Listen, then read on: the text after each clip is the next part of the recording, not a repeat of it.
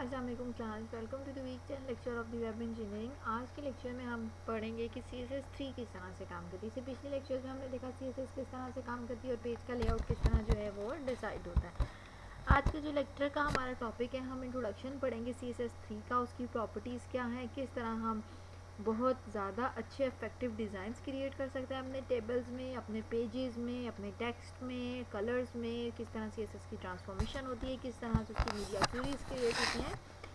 First of all, कब CSS introduce हुई थी? 2012 में रिलीज़ हुई थी। Background compatible with CSS2 and CSS1, जो कि हम पीछे पढ़ चुके हैं। CSS1 एंड 2 उन दोनों से कंपेटेबल है। CSS3 में बहुत सारे डिफरेंट मॉड्यूल्स और बहुत सारे नए फीचर्स इंट्रोड्यूस कराए थे। वजह ये थी वो उन फीचर्स को इंट्रोड्यूस कराने की कि जिस तरह टेक्नोलॉजी इवॉल्व होती गई, हम एडवांसमेंट की तरफ आते गए। उन एडवांसमेंट्स की वजह से हमें डिज़ाइनिंग भी एडवांस चाहिए थी और लोग एडवांसमेंट्स की तरफ मूव करना शुरू हुए। कुछ CSS के टैग जो थे वो सपोर्ट ही नहीं करते थे नए फीचर्स को, उसके लिए CSS3 जो है वो इंट्रोड्यूस कराई थी। Fully supported in all the modern browsers like the Google Chrome, Internet Explorer वगैरह पे। Designed to be the small and faster than the other CSS framework, जो कि बाकी हम CSS के जितने लंबे लंबे टैग बनाते हैं उससे जो स्मॉलेस्ट टैग क्रिएट करने के लिए इंट्रोड्यूस कराई गई थी वो CSS3 कराई गई थी। इसको समझना और याद करना आसान था और इसके फ्रेमवर्क्स को यूज़ करना भी आसान था। और सबसे इंपॉर्टेंट चीज़ कि इसमें फीचर्स बहुत ज़्यादा थे, इसमें जो स्टाइलिंग थी वो बहुत ज़्यादा और बहुत एडवांस किस्म की थी। Design to provide the CSS equality for all the devices, PC, laptop, tablets, यानी कि अब हमें एक ही इंटरफेस हमारे मोबाइल फ़ोन पे भी नज़र आ रहा होता है, हमें लैपटॉप पे भी, हमें आईफोन पे भी, टैबलेट पे भी, हर चीज़ पे वो एक ही इंटरफेस नज़र आ रहा है। तो वो किसके थ्रू नज़र आ रहा है? हमें वो CSS3 के थ्रू नज़र आ रहा है। ये सारे CSS के जो स्टैंडर्ड्स हैं वही यूज़ करती है, मगर उसकी एडवांस्ड फॉर्म है CSS3। किस लिए यूज़ की गई थी? ताकि आपकी मोबाइल्स ऐप जो है वो क्रिएट की जा सकें और वही मोबाइल ऐप सेम आपकी लैपटॉप और कंप्यूटर्स और टैबलेट्स और PCs हर जगह पे यूज़ हो सकें। CSS is split into the modules, उसके डिफरेंट मॉड्यूल हैं। जिस तरह हमारे पास डिफरेंट मॉड्यूल CSS के थे, उसी तरह CSS3 के हैं। जो कुछ इंपॉर्टेंट मॉड्यूल्स हैं वो क्या है? सिलेक्टर्स हैं, बॉक्स मॉडल है, बैकग्राउंड और बॉर्डर्स हैं, टेक्स्ट को किस तरह इफेक्ट दे सकते हैं, 2D और 3D एनिमेशंस हैं, ट्रांसफॉर्मेशंस हैं, मल्टीपल कॉलम्स को किस तरह लेआउट दे सकते हैं, यूज़र का इंटरफेस किस तरह डेवलप हो सकता है। ये डिफरेंट हमारे पास CSS के मॉड्यूल्स हैं। ओके, अब जो सबसे पहला हमारे पास मॉड्यूल है कि वो राउंडेड कॉर्नर, अगर हमने कोई चीज़ क्रिएट करनी है, फॉर एग्जांपल जो वेब पेज है या वेब ब्लॉग है या पेज का कोई कंटेनर है, उस कंटेनर के अंदर पेज की कोई डिव है, उसको हमने राउंडेड कॉर्नर में सेट करना है, तो वो किसके थ्रू होगा? वो CSS3 के थ्रू होगा। With CSS3 you can give any element rounded corner by using the border radius property। ये किस तरह सेट होगा? जब आप अपने एलिमेंट की प्रॉपर्टी में उसकी प्रॉपर्टी बॉर्डर रेडियस सेट कर देंगे, यानी कि इस बॉर्डर का रेडियस क्या होना चाहिए, उसके अगेंस्ट वो क्या करेगा? कॉर्नर जो है वैसे राउंडेड क्रिएट कर देगा, जैसे आपको राउंडेड कॉर्नर नज़र आ रहे हैं। You can specify each corner separately if you wish. Here are the following rules: 4 values, 3 values, 2 values and 1 value। अब 4 वैल्यूज़ में क्या होता है? First value is applied to the top left, second value applied to the top right, third value is applied to the bottom right, fourth value is applied to the bottom left. Top left, top right, bottom left, bottom right. अगर आप 4 values provide करेंगे तो इन चारों corners की जो thickness है, जो भी आपने वैल्यूज़ प्रोवाइड की उसके अकॉर्डिंग आएगी। 3 वैल्यूज़ किस तरह प्रोवाइड होंगी? First value is applied to the top left, second to the top right and bottom left. पहली वैल्यू लेफ़्ट पे अप्लाई होगी, सेकंड वैल्यू जो है वो टॉप राइट पे और किस पे अप्लाई हो जाएगी? बॉटम लेफ़्ट पे। इन दोनों की सेम हो जाएगी। And third value is applied on to the bottom right, यानी कि ये वाली वैल्यू डिफरेंट होगी और इन दोनों की वैल्यूज़ चेंज हो जाएंगी अगर आपने 3 वैल्यूज़ प्रोवाइड की। अगर आप 2 वैल्यूज़ प्रोवाइड करते हैं, first value is applied to the top left and bottom right. पहली वैल्यू टॉप लेफ्ट पे और बॉटम राइट पे लग जाएगी और दूसरी वैल्यू जो है टॉप राइट और बॉटम लेफ्ट पे लग जाएगी। और अगर आप सिंगल वैल्यू प्रोवाइड करते हैं बॉर्डर रेडियस में, तो वो जो सारे कॉलम्स हैं लेफ़्ट राइट बॉटम लेफ्ट और बॉटम राइट, ये सारों की वैल्यू जो है वो इक्वली सेट हो जाएगी। अब हम इसको कोड में देखते हैं कि किस तरह राउंडेड कॉर्नर आ रहे हैं। जब हमने 4 वैल्यूज़ दी हैं border values 15 pixel, 50 pixel, 30 pixel and 5 pixel, तो ये किस तरह सेट हुई है? 15 पिक्सल, 50 पिक्सल, 30 पिक्सल और सॉरी ये 30 पिक्सल एंड देन ये 5 पिक्सल। 3 वैल्यूज़ अगर आपने कॉर्नर की सेट की हैं, 3 वैल्यूज़ पे आपने क्या करनी थी? बॉर्डर की वैल्यूज़ देनी थी, तो उसने एक्सेप्ट करनी थी 15 पिक्सल इसके लिए, then 50 pixel for this and this one, and then 30 pixel for this bottom right. और अगर 2 वैल्यूज़ दी थी तो फिर क्या करनी थी उसने, 15 pixel for this one and this one and 50 pixel for this one and this one. ये डिफरेंट वैल्यूज़ जो हैं वो उसने सेट की हैं। कोड में कैसे लिखा है, उसने लिखा है CSS का R कॉर्नर सेट करना चाहते हैं, राउंडेड कॉर्नर के लिए हमने लिख दिया R corners, rounded corners 4 value हम प्रोवाइड करना चाहते हैं, इसलिए हमने इसका नाम क्या रख दिया अपनी मर्जी से 4। बॉर्डर का रेडियस होना चाहिए जी 15 पिक्सल, फिर 50 पिक्सल, फिर 30 और फिर 50। बैकग्राउंड कलर ये होनी चाहिए, उसकी पैडिंग स्पेस ये होनी चाहिए, उसकी विड्थ ये होनी चाहिए और हाइट ये होनी चाहिए। इसी तरह एक हमने और कॉर्नर का कोड क्रिएट किया 5 और 6, जिसमें हमने 3 वैल्यू का एक क्रिएट किया और एक 2 वैल्यू का क्रिएट किया। तो ये किस तरह सेट होता है लेफ्ट बॉटम राइट, ये आपको यहाँ पर एग्जाम्पल में नज़र आ गया है। ओके, अब बॉर्डर इमेजेस भी आप लगा सकते हैं। CSS3 border images properties allow you to specify an image to be used instead of the normal border around the element. यानी कि देखो इस एलिमेंट के इर्द गिर्द नॉर्मल बॉर्डर नज़र आ रहा है ना, अगर आप चाहते हो ये बॉर्डर ना नज़र आए यार, लाइन में हमें पिक्चर नज़र आए तो वो भी आप कर सकते हो, मगर किसके थ्रू, थ्रू CSS3 बॉर्डर इमेजेस के थ्रू। इसकी भी प्रॉपर्टी के पास 3 पार्ट होते हैं। The image to used as a border, के कौन सा इमेज है जिसको आपने बॉर्डर के लगाना है। Where to slice the image, image को कहाँ से स्लाइस करना है जहाँ पे आपको नजर आए वो बॉर्डर में। Define whether the middle section should be repeated और स्ट्रेच, फिर आप बताओ कि जो मिडल सेक्शन है वो रिपीट होना चाहिए, यानी कि पार्ट्स में आना चाहिए बॉर्डर, या फिर उसको आपके पिक्सल स्ट्रेच करके वो इमेज डिस्प्ले होना चाहिए। The border image properties take the image and slice it into 9 section। जो border image की प्रॉपर्टी है वो आप एक इमेज को कितने स्लाइसिस में कन्वर्ट कर देती है, 9 सेक्शंस में। Like a tic tac toy board, यानी कि इस तरह जिस तरह हमारे पास ये टिक टैक टॉय वाली जो गेम होती है, इस तरह एक पिक्चर को, एक इमेज को 9 स्लाइसिस में डिवाइड कर देती है। It then places the corners at the corners and the middle sections are repeated or stretched। फिर ये क्या करती है, जो कॉर्नर्स हैं ये कॉर्नर्स पे ही लगा देती है आपके कंटेनर के, और जो मिडल वाला पोर्शन है उसको या तो स्ट्रेच कर देती है या फिर उसको क्या कर देती है, रिपीट कर देती है। For border image to work the element also needs the border property set. जब आप चाहते हो कि बॉर्डर की पे इमेज आए तो आपने हमेशा उसकी बॉर्डर इमेज की प्रॉपर्टी जो है वो सेट कर देनी है। आप देखें आपको ये इमेज का बॉर्डर नज़र आ रहा है, ये आपको नज़र आ रही है किस तरह, ये अब नॉर्मल बॉर्डर नहीं है हमारे पास, ऐसा ही है। बॉर्डर हमारे पास क्या लिखा हुआ है, 10 पिक्सल सॉलिड, एक तो सॉलिड होना चाहिए और ट्रांसपेरेंट होना चाहिए, पैडिंग 15% होनी चाहिए। वेब किट जो बॉर्डर इमेज है ये हमने बॉर्डर का इमेज दे दिया है, ठीक है। राउंडेड होना चाहिए 30, और दूसरा बॉर्डर इमेज जो है वो 30 राउंड होना चाहिए। ओपरा के लिए, ये ओपरा ब्राउज़र के लिए ऐसे नज़र आएगा, सफारी ब्राउज़र के लिए ऐसे नज़र आएगा, और नॉर्मल जो हमारा ब्राउज़र है उसके लिए जो इमेज है वो किस तरह का नज़र आएगा। अब ये आपको जो इमेज नज़र आ रहा है ये एक इमेज है जिसके इमेज को हमने क्या बना दिया है, बॉर्डर इमेजेस बना दिए, ठीक है। ओके बेटे, तो ये आपका क्या सेट हो गया, बॉर्डर इमेज सेट हो गया। यानी कि कोई इमेज आप बॉर्डर में लगाना चाहते हैं, नॉर्मल बॉर्डर नहीं रखना चाहते, तो आपने क्या करना है, बॉर्डर का स्टाइल डिफाइन करना है, पैडिंग डिफाइन करनी है, आपकी मर्जी आप पैडिंग डिफाइन करें या ना करें। उसके बाद आपने कोई भी बॉर्डर इमेज बता देना, ठीक है। ओके, अब बैकग्राउंड भी आप बहुत अच्छी क्वालिटी में भी रख सकते हैं। Allows you to add the multiple background images from an element through the background image property. CSS3 आपको बैकग्राउंड इमेज, जो हम सिंगल इमेज रखते थे पहले नॉर्मल CSS में, CSS3 हमें ये अलाउ करती है कि हम मल्टीपल बैकग्राउंड इमेजेस भी रख सकते हैं। The different background images are separated by commas and the images are stacked on the top of each other where the first image is closest to the viewer। अब आप देखिए इसमें दो image है, एक ये आपको इमेज नज़र आ रहा है, एक ये ऊपर के एक और इमेज लगा हुआ है। ऐसे भी वेब पेज आपको मिलते हैं, वो किस लिए मिलते हैं, क्योंकि उनमें CSS3 लगी होती है। अब आप देखें बैकग्राउंड इमेज 1 पे इमेज फ्लावर है, उसका GIF रखा है, और उसके साथ पेपर का ये जो GIF है इसका भी पार्ट जो है वो दिया हुआ है। अब इन दोनों के बीच में कॉमा लगा हुआ है, यानी कि जो पहला इमेज है वो टॉप पे नज़र आएगा और जो दूसरा इमेज है वो उसके नीचे नज़र आएगा, और जो इसके बाद तीसरा इमेज होगा वो इस ग्रे कलर के भी नीचे नज़र आएगा। इसका क्या मतलब, आप एक ही पेज पे मल्टीपल इमेजेस भी सेट कर सकते हो। और ये सारी स्टाइलिंग कहाँ से आई है हमारे पास, ये सारी स्टाइलिंग CSS3 से आई है।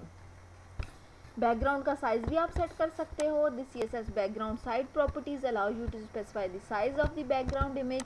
Before the CSS3, the side of the background image was the actual size of images. CSS3 allows us to reuse the background image in the different context the size can be specified in the length percentages. वो ये कहना चाह रहा है जब हम CSS से पहले काम करते थे ना, तो ये जो हमारा बैकग्राउंड है, जितना बड़ा इमेज होता था उतना बड़ा आपका वेब पेज एक्सीड कर जाता था।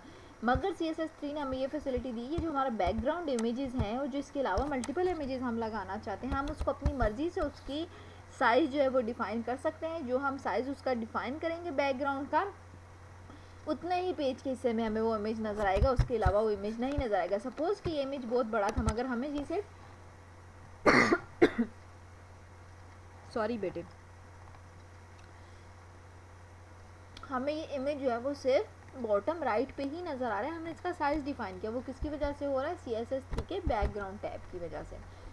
ओके, बैकग्राउंड की ओरिजिन भी आप डिफाइन कर सकते हैं। Background origin property specify where the background image is position.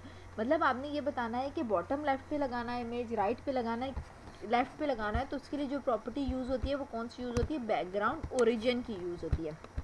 देखो यहाँ पर क्या लिखा है? Example is background image content box. जो भी आपने कंटेंट बॉक्स डिफाइन किया होगा। Border box, the background image starts from the upper left corner of the border. Padding box में the background image starts from the upper left corner of the padding edge. Content box में the background image start from the upper left corner of the content. जो भी आपने content define किया वो इन तीन properties में आ रही होंगी, या वो बॉर्डर बॉक्स में आ रही होंगी, या वो पैडिंग बॉक्स में आ रही होंगी, या कंटेंट बॉक्स में आ रही होंगी। या बॉर्डर बॉक्स में जब भी इमेज होगा वो अपर लेफ्ट कॉर्नर से स्टार्ट होगा बॉर्डर के। पैडिंग बॉक्स में जब इमेज आपने सेट करना है तो वो इमेज कहाँ से सेट होगा? जो भी आपने पैडिंग डिफाइन की कि लेफ्ट से इतनी है, राइट से इतनी, उस पैडिंग के लेफ्ट कॉर्नर से सेट होगा। और कंटेंट बॉक्स में क्या होगा? इमेज जो है वो स्टार्ट हो जाएगा अपर लेफ्ट कॉर्नर, आपकी जो कंटेंट है, यानी कि जो टेबल के अंदर अभी ये जो कंटेंट लिखा हुआ है, इस कंटेंट के अंदर से अपर लेफ्ट कॉर्नर से वो इमेज स्टार्ट होगा। Okay, next is CSS gradients. Gradients क्या होता है? Let you display the smooth transition between two और मोर स्पेसिफाइड कलर। ऐसा ही आपने अक्सर देखा होगा ग्रेडियंट कलर, यानी कि एक डार्क ग्रीन कलर है, वो डार्कर ग्रीन शेड से lighter lighter lighter lighter green shade में आ रहा होता है, वो स्मूथली आ रहा होता है, वो ग्रेडियंट्स होते हैं। Element with the gradient look better than when zoomed because the gradient is generated by the browser. CSS 3 define the two type of gradients. एक उनके पास लीनियर ग्रेडियंट होता है और दूसरा कौन सा ग्रेडियंट है CSS 3 के पास? प्रॉपर्टी रेडियल ग्रेडियंट की। लीनियर जो ग्रेडियंट है goes down up left right diagonally, यानी कि वो या तो टॉप से बॉटम तक कलर डार्कर से लोअर में आ रहा होगा, या लोअर से अपर में जा रहा होगा, या लेफ्ट से राइट आ रहा होगा, राइट से लेफ्ट आ रहा होगा, या डायगनल में जा रहा होगा। और जो कि रेडियल ग्रेडियंट है वो क्या होता है? अपने डिफाइंड बाय द सेंटर, वो अपने सेंटर से डिफाइन होते हैं। यहाँ इस सेंटर से लाइटर में जा रहा होगा डार्कर की तरफ, इस सेंटर से सारा किसकी तरफ जा रहा होगा? लाइटर की तरफ। ओके, लीनियर ग्रेडियंट अब क्या होता है? To create a linear gradient you must define at least the two colour stops. आपने बताना है स्टार्टिंग स्टॉप क्या और एंडिंग स्टॉप क्या है। Colour stops are the colours you want to render the smooth transition among. You can also set a starting point and a direction along with the gradient effect. Syntax किस तरह हम लिखते हैं? Background, क्योंकि हम background का colour set करें। Linear gradient, ये उसकी एक प्रॉपर्टी है। उसकी डायरेक्शन बताएं कि किस डायरेक्शन में जाना चाहिए, वो लेफ्ट राइट बॉटम अप किस में। और कलर का स्टॉप 1 क्या है? कलर स्टॉप 1 यानी कि आपने कलर बताना है, और कलर स्टॉप 2 में भी आपने कलर डिफाइन करना है। ये इसकी एग्जांपल। अब आपको ये ग्रेडियंट नज़र आ रहा है? अगर आप इसको गौर से देखें तो आ रहा है नज़र? ऐसा ही है ना। अब कलर क्या? ऑरेंज से शुरू होता जा रहा है, lighter lighter lighter lighter lighter lighter आता जा रहा है, किसके पास? येलो के पास आ रहा है।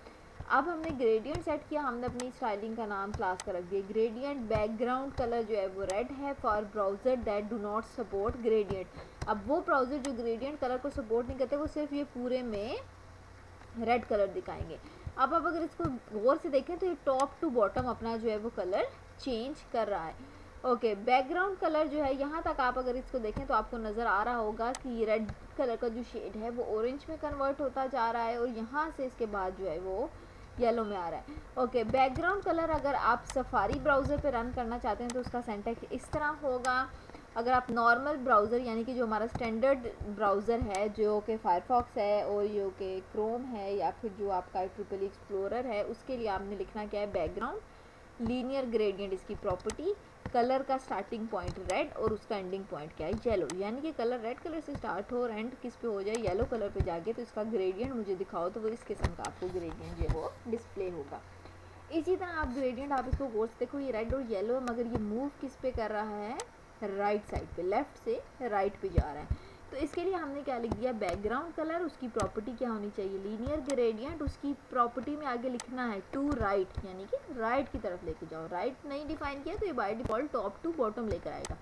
राइट डिफाइन करके अब ये क्या करेगा, राइट को लेके जाएगा, कलर का स्टार्टिंग पॉइंट होगा रेड, रेड से स्टार्ट करेगा और ये दो कलर येलो को मिक्स करता जाएगा और आपको एक ग्रेडियंट डिस्प्ले करेगा। ओके, डायगोनल पे आप कलर दिखाना, आप होश से देखो ये डायगोनली मूव कर रहा है, यहाँ से रेड शुरू हो रहा है और होता होता होता होता यहाँ जा रहा है और यहाँ पर आके ये क्या हो रहा है, येलो हो रहा है। इसलिए हमने क्या लिखा है, बैकग्राउंड कलर, प्रॉपर्टी क्या है उसकी, linear gradient to bottom right, कहाँ पर आना चाहिए, बॉटम राइट, यानी कि डायगोनल टॉप से बॉटम राइट पे आना चाहिए। कलर स्टार्टिंग रेड होना चाहिए और एंड पे येलो होना चाहिए। अब ये जो आपको ऊपर समझ नहीं आ रहा, ये मैं आपको बता दूं, ये जो बेटे वेब किट है ये स्पेसिफिकली कीवर्ड है किस ब्राउज़र के लिए, सफारी ब्राउज़र के लिए, जिस पे आप ग्रेडियंट डिस्प्ले कराना चाहते हैं। ओपरा ब्राउज़र के लिए -O आप लिखते हैं और उसके बाद आप क्या लिखते हैं, लीनियर ग्रेडियंट लिखते हैं। मोजिला फायरफॉक्स के लिए आप / मोजिला लिखते हैं और लीनियर ग्रेडियंट लिखते हैं, या फिर आप फायरफॉक्स के लिए सिंपल ये वाला कोड लिख लें, या फिर आप इंटरनेट एक्सप्लोरर के लिए या फिर क्रोम के लिए आप लिखना चाहते हैं तो ये वाला आप सिंपल वाला कोड लिखेंगे। बैकग्राउंड का ये सारी चीज़ें निगलेक्ट कर देंगे और ये बाय डिफ़ॉल्ट एक कलर लिखेंगे तो आपका कोड जो है वो एग्जीक्यूट होगा। ओके, नेक्स्ट आप एंगल्स में बताया हुआ है, फिर दोबारा मेरे पास 90 डिग्री के एंगल पे मुझे दिखाए जी कलर रेड से जो है वो येलो पे आता हुआ, ठीक है। यहाँ पर आप हमने क्या लिखा है, बैकग्राउंड लीनियर ग्रेडियंट 90 डिग्री का एंगल दिखाओ और कलर को कहाँ से लेके जाओ, रेड से येलो की तरफ लेके जाओ। इसी तरह रेडियल ग्रेडियंट अब क्या करता है, radial gradient is defined by its centre, वो हमेशा कहाँ से डिफाइन होता है, सेंटर से। To create a radial gradient you must also define at least 2 colour stop, हमेशा सेंटर के लिए भी 2 कलर स्टॉप बताने। वो लिखना किस तरह है, सिर्फ बैकग्राउंड लिखिए, आगे प्रॉपर्टी चेंज कर देनी रेडियल ग्रेडियंट, बाकी सब कुछ अंदर वैसे लिखना जैसे पहले हमने लिखा था। अब देखो, अब आपको सब कुछ कहाँ से नज़र आ रहा है, सेंटर से नज़र आ रहा है। देखिए बैकग्राउंड कलर में हमने लिखा है रेड, ये सारी चीज़ें बेशक आप छोड़ दें, सिर्फ इस लास्ट लाइन पे आ जाएं, ठीक है। यहाँ पर हमारे पास क्या लिखा हो, बैकग्राउंड कौन सा कलर होना चाहिए, अब रेडियल होना चाहिए, यानी कि रेडियस के अगेंस्ट सेंटर से रेड कलर होना चाहिए येलो पे, और येलो किस पे ख़त्म होना चाहिए, जाके ग्रीन पे।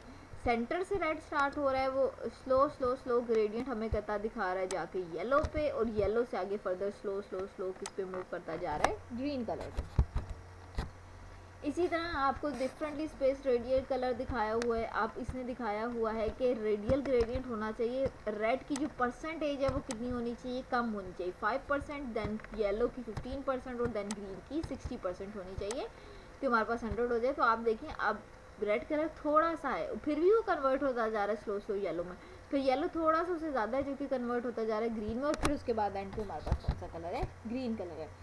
इसी तरह हम CSS3 से शेडोज इफेक्ट भी दे सकते हैं जो नॉर्मल हम CSS से नहीं दे सकते थे। जिस तरह टेक्स्ट लिखा है उसका शेडो पीछे डिस्प्ले हो, सन है तो उसका पीछे शेडो डिस्प्ले हो, 3D इफेक्ट्स भी दे सकते हैं, 4D भी दे सकते हैं। जैसे शेडो इफेक्ट देने के लिए भी हमारे पास CSS की जो 2 एट्रीब्यूट्स यूज़ हो रहे हैं, वो टेक्स्ट शेडो है, यानी कि जो टेक्स्ट लिखा है उसका पीछे शेडो आ रहा हो, या जो आपने बॉक्स क्रिएट किया उसका भी आप शेडो डिस्प्ले कराना चाहते हैं तो वो किससे डिस्प्ले हो सकता है, CSS3 से। वो होता कैसे, टेक्स्ट शेडो इफेक्ट के लिए आपने टैब यूज़ करना है, टेक्स्ट डैश शेडो, और 2 पिक्सल्स का टेक्स्ट का शेडो आप दिखाना चाहते हैं, यानी कि ये P लिखा है तो 2 पिक्सल का इसके पीछे P का शेडो जो है वो डिस्प्ले हो रहा होगा। टेक्स्ट शेडो का इफेक्ट रेड कलर में दिखाना चाहते हैं, वो कलर रेड दिखा दिया है। टेक्स्ट का शेडो जो है वो 2 पिक्सल 5 पिक्सल का रेड दिखाना चाहते हैं, या आपने 0 कलर डिफाइन किया है, 3 पिक्सल साइज रखा हो कलर उसका ये डिफाइन किया, तो आप उसको ऐसे भी सेट कर सकते हैं। ओके, बॉक्स का शेडो क्या करेगा, ये आपको बॉक्स के पीछे ब्लैक सा नज़र आ रहा है, ये बॉक्स का शेडो, ये आपको बॉक्स के पीछे ये ब्लैक ग्रे सा नज़र आ रहा है, ये क्या है, बॉक्स का शेडो है। कितने पिक्सल्स का, ये 10 पिक्सल का बॉक्स का शेडो है, उसका कलर क्या है, बाय डिफ़ॉल्ट ब्लैक आ रहा है। और यहाँ पर बॉक्स के शेडो के साथ आपने कलर ग्रे डिफाइन किया, ये भी 10 पिक्सल का शेडो है, मगर किस कलर में आ रहा है, ग्रे कलर में आ रहा है। इसी तरह आप टेक्स्ट ओवरफ्लो भी डिफ़ाइन कर सकते हैं, ओवरफ्लो या फिर अंडरफ्लो, यानी कि एक टेक्स्ट फील्ड से टेक्स्ट जो है वो ओवरफ्लो हो रहा है तो वो किस तरह नज़र आएगा। वो क्या है, टेक्स्ट ओवरफ्लो की फील्ड और क्लिप, आप उसको क्लिप के अंदर गेट कर लें, और टेक्स्ट ओवरफ्लो एलिप्सिस, या आप उसको एलिप्सिस के अंदर गेट कर लें, ठीक है। जब आप उसको एलिप्सिस में गेट करेंगे तो आपको इस तरह नज़र आएगा, this is some text T लिख के आगे डॉट डॉट डॉट्स, यानी कि इसके आगे भी फर्दर टेक्स्ट है। अगर आप उसको क्लिप में कर देंगे तो ये यहाँ पर जहाँ तक बॉक्स है वहाँ तक टेक्स्ट को क्लिप करेगा, बाकी सारा इसके अंदर होल्ड करा लेगा, यूज़र को डिस्प्ले नहीं होगा। ये भी आप टेक्स्ट ओवरफ्लो और अंडरफ्लो की प्रॉपर्टी जो है वो गेट कर सकते हैं। जब आप इस पर क्लिक करेंगे फिर आप फर्दर फॉरवर्ड वाला एरो मूव करेंगे, देन आपको ये टेक्स्ट जो है वो डिस्प्ले होगा। रैप भी कर सकते हैं आप अपने टेक्स्ट को। जो नॉर्मल हमारे पास CSS थी उसमें जब टेक्स्ट रैप नहीं होता था तो हमें पेज में इस किस्म का टेक्स्ट नज़र आ रहा होता था जो कि हमारी टेक्स्ट फील्ड से बाहर जा रहा होता था। इसको ख़त्म करने के लिए CSS 3 ने वर्ड रैप का एट्रीब्यूट इंट्रोड्यूस किया और उसके आगे क्या लिखा हुआ, ब्रेक वर्ड, कि जहाँ पर भी उसको कंटेंट जो है वो टेक्स्ट से बाहर लिखा हुआ नज़र आ रहा है वहाँ पर वो क्या करे, टेक्स्ट को ब्रेक करे और उसको उसी कंटेनर के अंदर रैप करे और देन हमें वो टेक्स्ट जो है वो डिस्प्ले कराए। ओके, इसके अलावा बेटे हम क्या कर सकते हैं, जो ट्रांसफॉर्मेशंस हैं इमेजेस की वो हम दिखाएंगे, जिसमें हमारे पास CSS 3 की 2D ट्रांसफॉर्मेशन है, 3D ट्रांसफॉर्मेशन है, 4D ट्रांसफॉर्मेशन है, वो भी हमें कौन अलाउ करता है, CSS 3 अलाउ करती है। Transform you to allow to translate, rotate, scale and skew your elements. The transformation is an effect that lets an element change its size, type and position। ऐसा ही है। अब वो आप 2D में भी कर सकते हैं, 3D में भी कर सकते हैं। इसके लिए जो फंक्शन यूज़ होता है वो ट्रांसलेट का होता है, रोटेट का होता है, स्केल का होता है, CQ एक्स एक्सिस होता है, CQ वाई एक्सिस होता है और मैट्रिक्स की फॉर्म में भी आप उसको ट्रांसफॉर्म कर सकते हैं अपनी एलिमेंट को। अब देखिए किस तरह ये ट्रांसफॉर्म किया हुआ है। सबसे पहला हमारा मेथड है ट्रांसलेट का। The translate methods move an element from its current position according to the parameters given to the X axis and Y axis. Simple जो ट्रांसलेट का मेथड है वो ये करता है, जो आपका ओरिजिनल एलिमेंट होता है उस पर आपने जो भी एक्स एक्सिस और वाई एक्सिस की वैल्यू दी होती है उसको एज इट इज़ उठा के उसको नई एक्स और वाई एक्सिस की वैल्यू पे पेस्ट कर देता है। उसके लिए जो ट्रांसफॉर्मेशन एलिमेंट है, प्रॉपर्टी है डिज़ाइनिंग में, वो किसकी है, ms ट्रांसफॉर्म। ट्रांसफॉर्म का कीवर्ड आपने लगाना है, फिर फंक्शन कॉल करना है ट्रांसलेट का, और इस फंक्शन के अंदर क्या वैल्यू देना चाहते हैं, 50 पिक्सल्स एक्स एक्सिस पे और 100 पिक्सल्स वाई एक्सिस पे। इस पेज के स्टार्टिंग पॉइंट से उठा के 50 पिक्सल पे ले आओ और 100 पिक्सल एक्स एक्सिस पे ले आओ, तो ये इमेज अब यहाँ पर नजर आएगी। ओके, रोटेट का मेथड क्या करता है, इसको रोटेट कर लेते हैं। बेटे ऐसे ही जिस तरह आप अपनी पिक्चर्स जो हैं वो चेक करते हैं, उसको रोटेट करते हैं वर्टिकल एक्सिस पे, हॉरिजॉन्टल एक्सिस पे, एक्स एक्सिस पे, ये सेम वैसे ही काम करती है। ये CSS 3 सारे फीचर्स प्रोवाइड करेंगे। The rotate method rotate an element clockwise और काउंटर क्लॉकवाइज। आप इसको रोटेट कर सकते हैं इस डायरेक्शन में भी, इस डायरेक्शन में भी, इस डायरेक्शन में भी, इस डायरेक्शन, जिस तरह आप अपनी पिक्चर्स रोटेट करके देखिए। इसके लिए हमारे पास क्या फंक्शन है, MS ट्रांसफॉर्म। रोटेट किया है हमने अपने फंक्शन को, और कितने पे रोटेट करना है, 20 डिग्रीज पे हमने इसको रोटेट कर दिया। इसी तरह स्केल का मेथड क्या करता है, जो भी आपका ओरिजिनल बॉक्स है उसको बड़ा या छोटा करने के लिए हम कौन सा मेथड यूज़ करते हैं, स्केल का मेथड यूज़ करते हैं। इज़ टू यूज़ इंक्रीज और decrease the size of the element. MS transform ये वही हमारा कोड है जिसमें हमने अब स्केल का फंक्शन यूज़ करना है 2 और 3, यानी 2 एक्स एक्सिस पे और 3 वाई एक्सिस पे इसको इंक्रीज़ कर दो। वो इसने क्या किया, हमारे ओरिजिनल इमेज को इंक्रीज़ कर दिया। ओके, स्क्यू वाला मेथड हमारा क्या करता है, allows an element along the X axis and Y axis by the given axis. ये स्क्यूनेस शो करता है, यानी कि टिल्टेड फॉर्म में एक्सटेंड करता है हमारे डॉक्यूमेंट को। 20 एजेस, 20 डिग्रीज और 10 डिग्रीज पे हमने इसी पैरेललोग्राम को स्क्यू कर दिया। तो आप ये गौर से देखें, ये स्ट्रेच्ड फॉर्म में आपको नज़र आ रहा है। ओके, मैट्रिक्स आपको मेथड क्या करता है, combine all the 2D transformation method into the one. ये क्या करता है, जो भी आपकी ट्रांसफॉर्मेशन है उसको क्या करता है, 2D मेथड को एक मैट्रिक्स की फॉर्म में शो करता है, जो कि आपका ओरिजिनल मैट्रिक्स ऐसे था। जब आपने इसको मैट्रिक्स की फॉर्म में शो कराए 1 -0.30 1 0 1, यानी एक्स एक्सिस की 3 वैल्यूज़ और वाई एक्सिस की 3 वैल्यूज़, आपने मैट्रिक्स क्रिएट कर लिया है इन 3 वैल्यूज़ का। उस मैट्रिक्स के अगेंस्ट ये जो हमारा इमेज है वो हमें ओरिजिनल इमेज आपके इस फॉर्म में, मैट्रिक्स की फॉर्म में इस तरह डिस्प्ले हो रहा है। ओके, इसी तरह 3D ट्रांसफॉर्मेशन होती है जो कि अलाउ करती है अब एलिमेंट्स को एक्स वाई और जेड एक्सिस पे दिखाने की। तो जब एक्स वाई और जेड एक्सिस पे हमें वैल्यू दिखा रही है, उसमें हमारे पास डिफरेंट CSS की प्रॉपर्टीज़ हैं, जिसमें हमारे पास रोटेट एक्स, रोटेट वाई और रोटेट जेड का फंक्शन है, यानी कि हमारे इमेज को एक्स एक्सिस पे, वाई एक्सिस पे और जेड एक्सिस पे रोटेट करके हमें दिखाया जाए कि इमेज हमारा किस किस्म का डिस्प्ले होता है। The rotate x method transforms an element around its x axis at the given degree. जब भी आप एक्स मेथड रोटेट का गेट करेंगे, यानी ट्रांसफॉर्म के अंदर आप रोटेट एक्स गेट करेंगे, तो ये क्या करेगा, एक्स एक्सिस पे जो भी आपका टेक्स्ट है उसको रोटेट कर देगा, ठीक है, 150 डिग्री के एज पे। अभी इसने रोटेट के टेक्स्ट को, या आपको ट्रांसफॉर्म उल्टा लिखा हुआ नज़र आ रहा है, मगर लिखा किस एक्सिस पे से नज़र आ रहा है, एक्स एक्सिस पे। ओके जब वाई एक्सिस पे आप रोटेट करें, आपने 130 डिग्री पे इस ओरिजिनल इमेज को ट्रांसफॉर्म किया है, तो ये आपको इस फॉर्म में नज़र आ रहा है। इसी तरह आप जेड एक्सिस पे रोटेट करेंगे तो ये आपको इस फॉर्म में इमेज जो है वो डिस्प्ले होना शुरू हो जाएगा। ओके CSS की मीडिया क्यूरीज क्या होती है? इन CSS2 at the rate media property made is possible to define the different style rules for the different media types. For example, you could have the one set of style rules for the computer screen, one for the printer and one for the handling device. क्या कह रहा है कि CSS2 में हमारे पास जो media की property थी वो डिफरेंट मीडिया, चाहे वो आपका प्रिंटर है, स्कैनर है, कंप्यूटर की स्क्रीन है, टेलीविज़न है, डिफरेंट डिवाइसेस के लिए आपके पास एक सेट ऑफ स्टाइल आपने क्रिएट करना होता था मीडिया का। जबकि CSS3 की मीडिया क्यूरीज जो हैं उनमें बहुत सी चीज़ें अवेलेबल हैं, जिसमें आप हर एक व्यू पॉइंट का विड्थ और हाइट सेट कर सकते हैं, डिफरेंट डिवाइसेस की विड्थ और हाइट सेट कर सकते हैं, उनकी ओरिएंटेशन सेट कर सकते हैं, रेजोल्यूशन सेट कर सकते हैं। ये सिंपल वही एग्जांपल है जिस तरह आपकी मोबाइल पे आप पोर्ट्रेट व्यू देख रहे हैं या लैंडस्केप व्यू देख रहे हैं, आप जैसे ही ऑटो रोटेशन ऑन करते हैं, ओरिएंटेशन ऑन करते हैं, वो आपकी मीडिया क्यूरीज आपकी नीड के अकॉर्डिंग आपको दिखाना शुरू कर देते हैं। A media query consists of a media type and can contain only one and more expression which can resolve either the true or false. At the rate media के साथ नॉट ओनली मीडिया टाइप, उसके अंदर expression और उसके बाद CSS का कोई भी कोड जो आप उसका कोड रखना चाहते हैं। The result of the query is true if the specified media type matches the type of the devices the document it is being displayed on and all the expression in the media query are the true.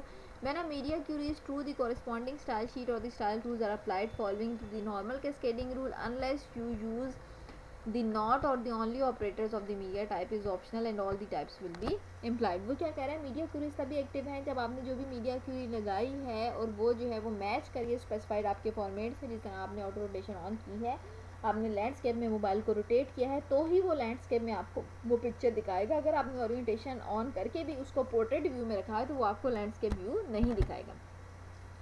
We have different style sheets for the different screen types. We can specify this condition in the link tag when we are associating our external style sheet, जिसमें media हमने media type लिख दी, and और not और only expression, link reference style sheet और है href में हमने जो भी स्टाइलिंग दी हुई है मीडिया की वो हमारी स्टाइल शीट से गेट हो जाएगी। ओके मीडिया क्यूरीज की वैल्यूज़ क्या है? ऑल है, प्रिंट है, स्क्रीन है और स्पीच है। ये कौन कौन सी चीज़ें प्रोवाइड करती हैं? All used for all the media type devices, जिस भी किस्म की मीडिया, आपका मोबाइल फ़ोन है, टीवी स्क्रीन है, लैपटॉप्स हैं, प्रिंटर्स हैं और जो भी आपके पास हैंडहेल्ड डिवाइसेस हैं। Print is used for printer specifically, screen is used for computer screen, tablet, smartphone etc. Speech is used for screen renders that read the page out loud, यानी कि जो भी आपकी स्पीकिंग की फैसिलिटीज़ हैं, यानी कि वीडियो से रिलेटेड है, उनके लिए कौन सा एट्रीब्यूट यूज़ होता है? स्पीच का यूज़ होता है। This is all about today's lecture. बेटे CSS3 में से अगर किसी को कुछ समझ नहीं आएगी तो आप मुझसे अपनी ऑनलाइन क्लास में पूछ लेंगे, और इसके अंदर जितनी भी स्टाइलिंग शीट की इन्फॉर्मेशन दी हुई है वो सारी की सारी आपने इम्प्लीमेंट करनी है अपने लास्ट जो हमारा वीक 10 वाला लेक्चर, वीक 9 वाला लेक्चर है उसमें इम्प्लीमेंट करके मुझे फिर आप लोगों ने डिस्प्ले कराना है कि किस तरह आपने CSS3 जो है वो इम्प्लीमेंट किया अपने कोड में। थैंक यू, अल्लाह हाफिज़।